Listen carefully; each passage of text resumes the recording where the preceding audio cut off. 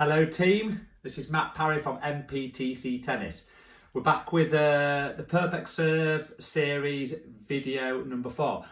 We've got ourselves on the first 4 videos plus the ball toss videos into what we call the dangle the racket position.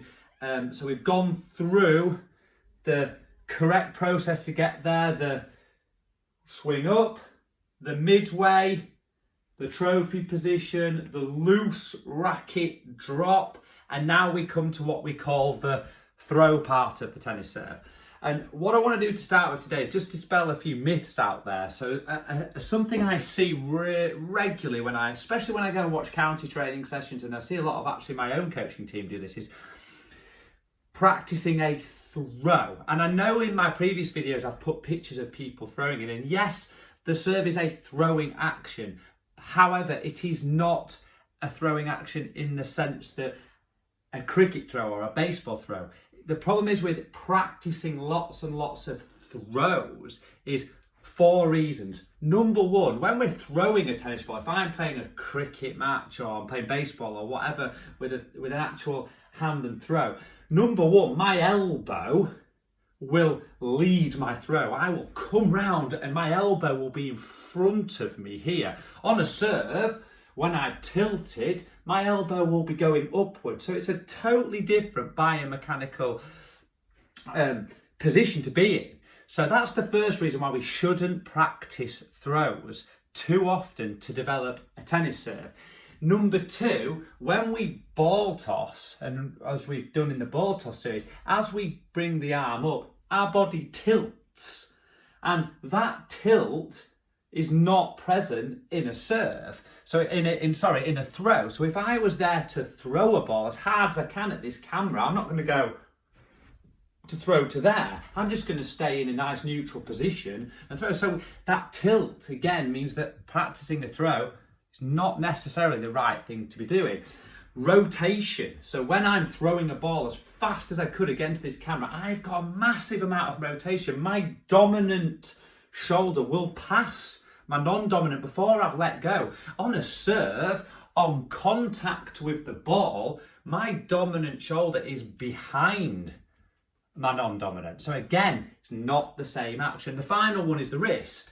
On a throw, again, if I'm really trying to throw that ball as hard as I can, my wrist is going to be loose. I'm trying to get that sort of, skimming a stone effect to get that loose. On a serve, my wrist is very stable on contact. So that's the reasons why you should not practice throw.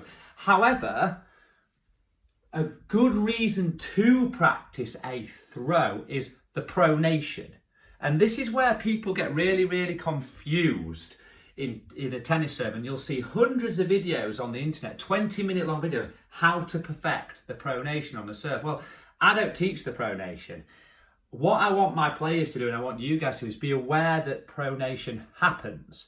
But it's a little bit like driving a car, is this. I get in my car every day. I have no idea really what's going on in the car. I just know that if I put it in the gear, press the accelerator and it goes. I'm not really aware of what's going on in the engine. And this is the same with the tennis serve.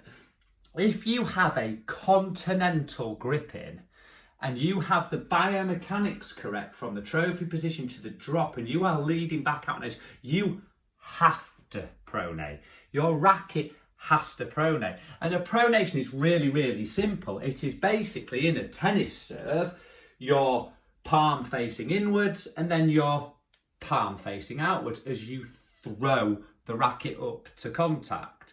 However, I don't want you to go out there and spend hours and hours thinking about that pronation. All I want you to do is be aware that this pronation happens during the serve. And this is when a throw practice can come in to help. As long as you understand that the actual biomechanics of a throw are not the biomechanics of a serve, you can think about the pronation. So you can stand in the garden and practice having palm in, throw the ball, palm out, to be aware of the pronation of the forehand.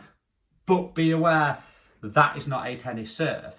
That's not the biomechanics. But if you want to understand how pronation works, and that's why you practice your serve. So once we've got into the racket drop position and we need to practice that throw up to contact and that pronation, The best way to do this, I've found, is get yourself an old tennis racket.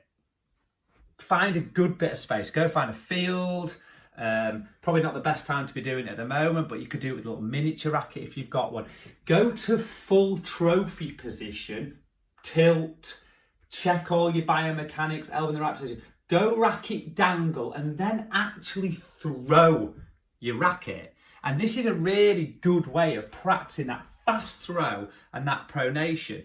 So that's the exercise I want you to do. I know it's probably not the best time at the moment to be doing that, but I would much prefer you to wait and practice that throw of the racket than spend hours and hours and hours practicing the ball throw to develop the serve. A ball throw is excellent to be aware of pronation, but is actually pointless to develop the biomechanics of serves. So again, if the next time you're at a tennis session, say, you know, your county tennis session, and the coach at the start says, right guys, we're going to do lots of throw practice for your serve, call him out on it. Say, well, do I really need to be doing that? Because actually a throw of a ball is nothing like a tennis serve. So I hope that helps.